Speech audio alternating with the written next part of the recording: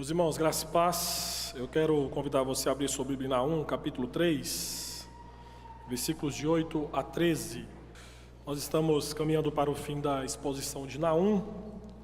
Começamos a exposição desse livro no ano passado, estamos caminhando aí para a reta final. Esse é o penúltimo sermão nesse livro.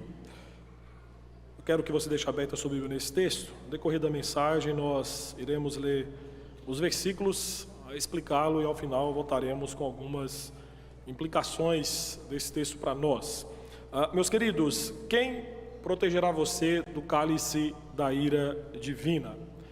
Essa é a pergunta que Naum se propõe a responder especificamente nesse trecho do livro em que leva o seu nome, a sua mensagem profética dirigida à cidade de Nínive. Eu sei que hoje, nos dias em que nós estamos, é muito comum, meus irmãos, alguém sendo parado, por exemplo, em uma blitz policial, e quando o policial militar, em cumprimento do seu dever, do seu ofício, pede os documentos do motorista, em algumas situações o motorista diz: você sabe com quem você está falando? Você sabe quem é meu pai? Você sabe quem é minha família?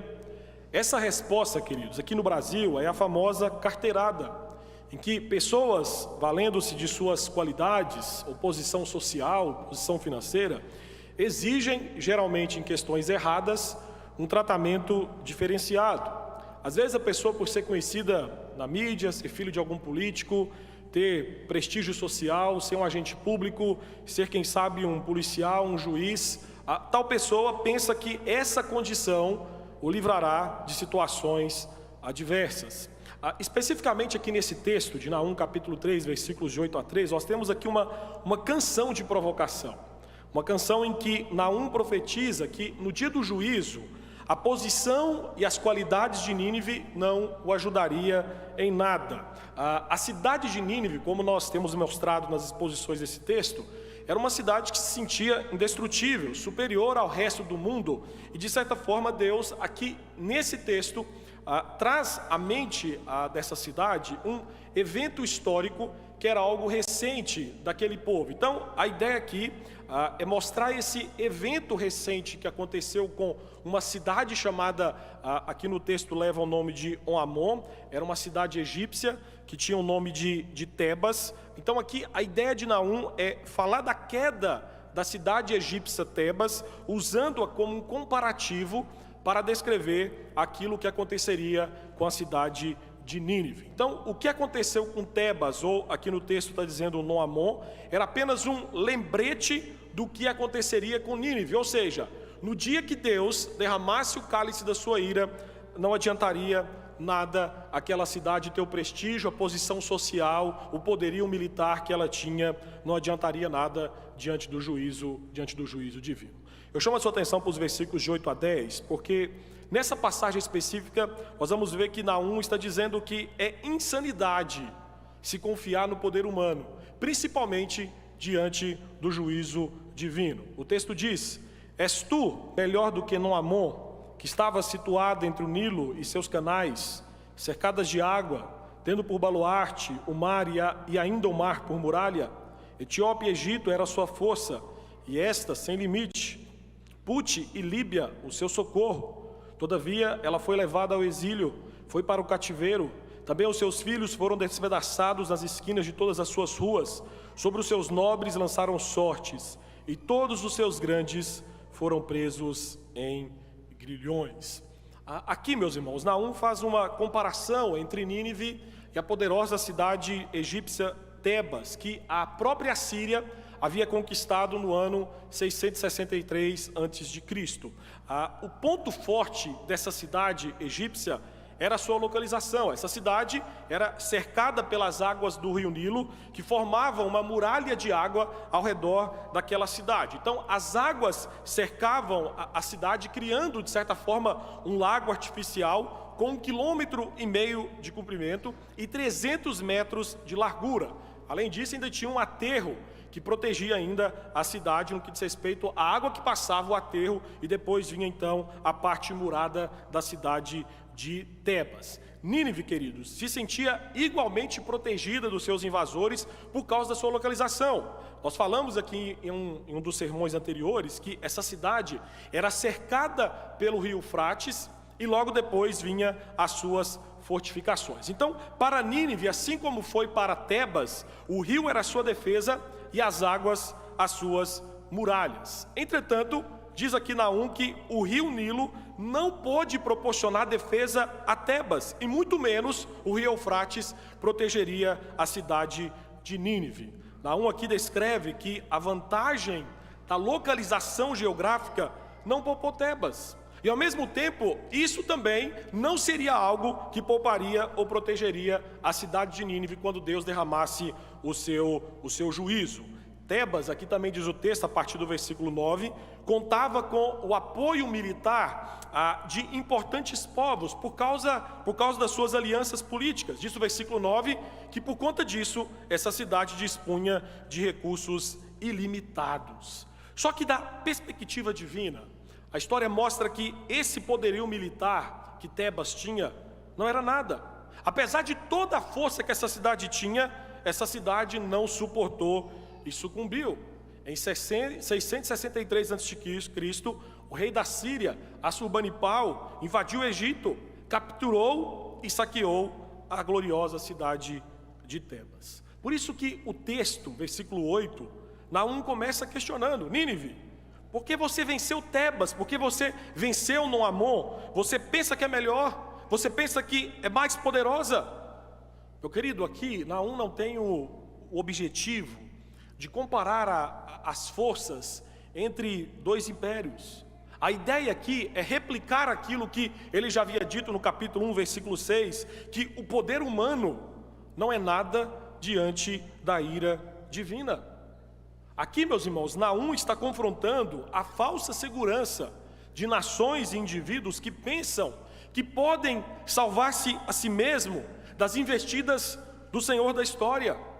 E mesmo sendo uma cidade aparentemente impenetrável, Tebas foi para o cativeiro.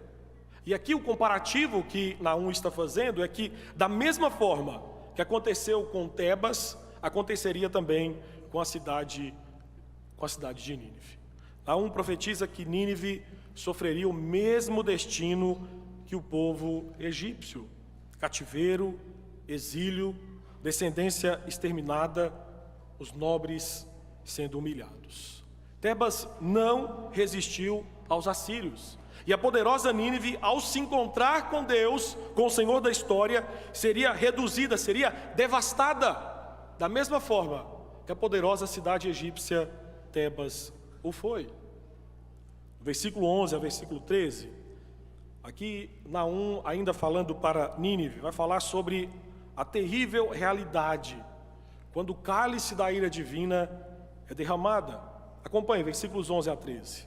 Tu também, Nínive, serás embriagada e te esconderás. Também procurarás refúgio contra o inimigo. Todas as tuas fortalezas são como figueiras com figos temporãos. Se os sacodem, cai na boca dos que há de comer. Eis que as tuas tropas, no meio de ti, são como mulheres. As portas do teu país estão abertas de par em par aos teus inimigos. O fogo consome os teus ferrolhos.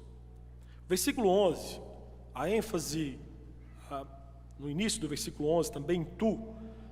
O tu no hebraico, queridos, afirma o efeito da descrição do que foi dito anteriormente. Ou seja, aqui o que Naum está dizendo é: você, Nínive, assim como a cidade egípcia que sucumbiu por suas mãos, você também será agora julgada pelo Senhor. E o que é interessante nesse versículo 11 é que Naum aqui usa, quando ele vai profetizar contra essa cidade, ele usa uma figura bem familiar no Antigo Testamento. Atente na sua Bíblia que essa expressão serás embriagada, lá no hebraico dá a ideia de um cálice sendo derramado e alguém bebendo até se embriagar. Aqui uma conexão com todo o Antigo Testamento, queridos, o cálice da ira de Deus. Essa é a ideia aqui que Naum está dizendo. Será derramado sobre aquele povo, o povo ninivita, que havia desafiado o poder de Deus. Essa ideia de Deus derramar o seu cálice sobre as nações, isso não é novo no Antigo Testamento. Quando você vai, por exemplo, Isaías 51, Jeremias 25, ali há descrições de nações pelas quais Deus fez, manifestou seu juízo derramando a sua ira.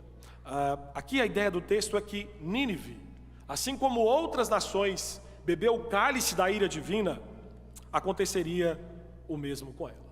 E como todos aqueles que se opõem a Deus, Nínive simplesmente cambalearia sob o julgamento de Deus por conta das suas ações ímpias. O Salmo 75, por exemplo, versículo 8, fala: porque na mão do Senhor há um cálice cujo vinho espuma, cheio de mistura, dele dá de beber, sobem-no até as escórias todos os ímpios da terra. A descrição que Naum faz aqui é que vacilante, sem rumo e impotente após beber os goles da ira divina, a cidade de Nínive não teria esperança de defender-se dos ataques dos inimigos. Meu irmão, como um valentão em retirada, a brutal nação assíria procuraria um buraco para se esconder, mas o texto diz que ela não conseguiria se esconder do juízo divino. Além disso, no versículo 12, Deus diz que quando o seu cálice derramar, as fortalezas da Síria seriam tomadas como se fossem, como um adulto tirando o doce das mãos de uma criança. Aqui Naum compara as fortificações de Nínive com figueiras com figos maduros. Está dizendo, olha, se você for qualquer árvore que você, dependente aqui que ele usa a ideia do figo, mas qualquer árvore que você vai que os frutos estão maduros, qualquer sacudida leve naquela árvore, geralmente os frutos caem no chão. Aqui a imagem que Naum está nos passando é que a proteção de Nínive cairia com a mesma facilidade que balançar uma árvore cheia de frutos maduros. Basta balançar a árvore que os frutos caem. Então, sob o ataque dos babilônios, algo que aconteceu posteriormente à profecia de Naum, Nínive descobriria que suas fortalezas eram fracas. Por isso que no versículo 13, descreve que os soldados que tentavam defender Nínive perderiam a coragem e se tornariam como mulheres. Ou seja, a ideia aqui é que eles agiriam de forma afeminada, sem qualquer destreza e força para guerrear. Seus guerreiros, acovardados diante dos inimigos, abandonariam seus postos de combate, deixando o caminho aberto para a invasão. E o que é emblemático, no versículo 13, a expressão as portas abertas, descreve que todas as fortalezas que guardavam Nínive seriam rompidas. Os inimigos abririam com facilidade e agora entraria na cidade. E diz o texto que a cidade seria consumida pelo fogo do julgamento de Deus. Nesses versículos, meus irmãos, Naum apresenta uma descrição extremamente realista, afirmando que tão certo como Tebas, a cidade egípcia, caiu, Nínive também cairia. Era apenas uma questão de tempo. E diante desse cenário, queridos, de um juízo iminente do Senhor, nós temos que pensar em algumas implicações desse texto para nós. E eu quero, nessa manhã, fazer algumas implicações no sentido exortativo, mas uma perspectiva negativa. Primeiro, não acredite que alguém ou algo poderá lhe proteger da ira divina.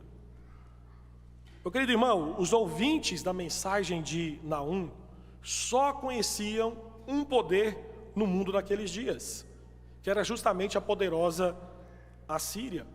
Então, quando Naum levanta falando sobre a queda dessa poderosa nação, meus irmãos, isso só poderia ser por causa da fé no poder de Deus.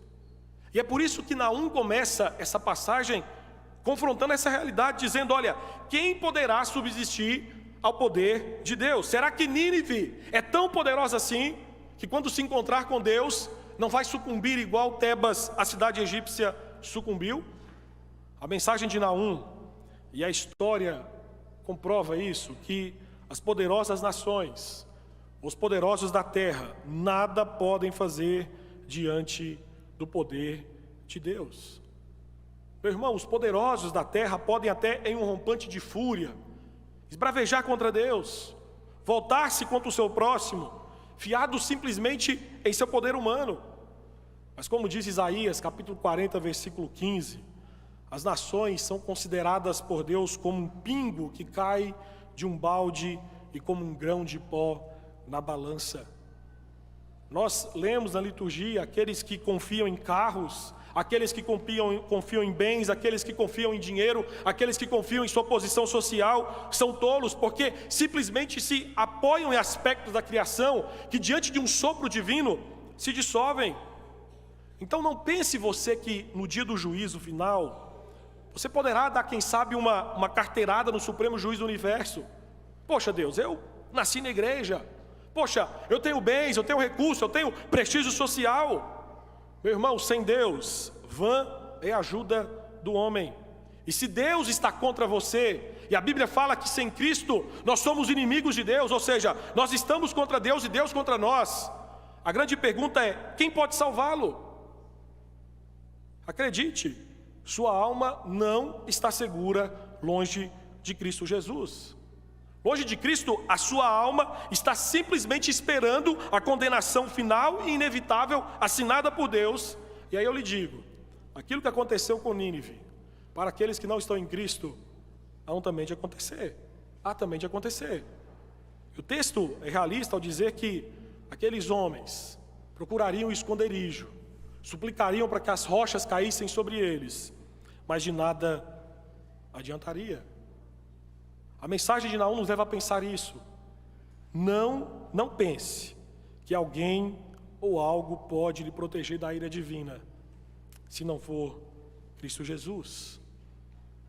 Outra implicação desse texto, meus queridos: não se iluda pensando que com você Deus agirá de forma diferente. Não se iluda. Nínive pensava que a sua violência, a sua crueldade, a sua vitória, a sua posição geográfica seriam suficientes para lhe proteger de qualquer inimigo. Essa cidade pensava que era privilegiada em comparação às outras nações. Então, não caia no erro de pensar como Nínive, de pensar que com você é diferente, de pensar que a sua impiedade não é tão séria assim, que mereça confissão e arrependimento. Irmão, constantemente eu escuto da boca de pessoas ímpias dizendo: olha, mas eu sou bom, eu sou um exemplo de moralidade, por isso eu tenho crédito lá no céu. Não confie a salvação eterna da sua alma no que você faz ou no que você deixa de fazer. Que não repouse a confiança que você tem na salvação da sua alma sobre os seus feitos ou sobre os seus triunfos morais. A voz profética de Naum informa aos pecadores de Nínive que seus triunfos simplesmente confirmavam o seu destino. Suas vitórias seriam vistas como arautos da sua própria derrota. E aqui eu tenho que te dizer que às vezes a sua moralidade vai ser justamente aquilo que há de ser usado contra você no grande dia do juízo final. Senhor, o que eu tenho são boas obras. Ok, o Senhor diz que nossas melhores obras não passam de trapos de imundície. Paul Clement escreveu que 99 ímpios perecem em sua segurança, e o 100º ainda pensa que o seu caso é especial, mesmo se baseando na mesma esperança daqueles que perecem. Meu querido, Naum confronta aqueles que pensam: isso não acontecerá comigo. E Naum está dizendo: sim, o juízo divino pode cair sobre a sua vida. E a última implicação, e aqui terminamos o sermão nessa manhã. Meu querido irmão, não brinque com o cálice da ira divina, não brinque. A descrição dos resultados de Nínive bebendo o cálice da ira divina, quando você pega Naum como um todo, você vai ver que não nos apresenta uma imagem bonita, mas ao mesmo tempo é uma imagem apropriada da degradação que caímos quando confiamos em nós mesmos para a nossa salvação. quando o cálice da ira divina for derramado, não haverá esconderijo aqui embaixo. Ninguém pode se esconder dele. Em Apocalipse capítulo 6, João, de certa forma, pega algumas figuras de Naum para descrever os eventos do julgamento final.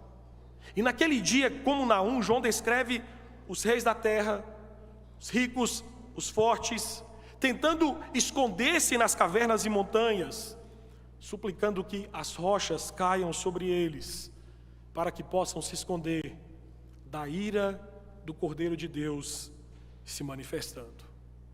De certa forma, quando nós olhamos para a mensagem de julgamento de Naum para Nínive, meu irmão, entenda que essa mensagem profética de Naum a respeito de Nínive simplesmente nos prepara para o dia que o julgamento do Senhor há de ser derramado sobre toda a terra. Em breve o cálice da ira divina será derramado. Nós veremos homens embriagados por ela, experimentando a terrível sensação de desamparo, porque terrível coisa é cair nas mãos de um Deus irado. Então, nesse sentido, não existe um justo sequer. E Naum proclamou, meus irmãos, que de modo algum esse Deus inocenta o culpado. Então a grande pergunta é: como que nós podemos nos salvar da sua santa e justa ira? A única forma de escapar seria por meio de uma mudança divina do cálice. E por amor aos eleitos, Deus mudou para o vinho novo do Evangelho. O Deus, descrito em Naum, que é tardio em irar-se, dá o cálice da sua ira ao seu Filho em nosso lugar. Lá na cruz, Jesus bebeu o cálice da ira divina em nosso lugar, e agora para o seu povo, no lugar do cálice da ira divina. Meus irmãos, diz 1 Coríntios 10:16, que Deus oferece-nos um cálice de bênção. 1 Coríntios 11:25, que o cálice da nova aliança no sangue de Cristo é oferecido ao seu povo. Entenda que a certeza da mensagem de Naum nos ajuda, queridos, a ver naquele cálice tanto a ira de Deus sendo manifestada sobre os ninivitas, como a misericórdia de Deus sendo derramada sobre o seu povo. Por isso, essa manhã nós fazemos bem em refletir que o mesmo Cordeiro de Deus, que mostrou compaixão pelos pecadores ao beber o cálice da ira divina, por fim, aparecerá ardendo em ira para trazer juízo sobre aqueles que o rejeitam. Naquele grande dia, meus irmãos, não adiantará apresentar suas credenciais, seus feitos, suas virtudes. A única coisa que importará realmente é se você está escondido no Filho de Deus, Jesus Cristo, aquele que bebeu o cálice da ira divina em nosso lugar lá na cruz.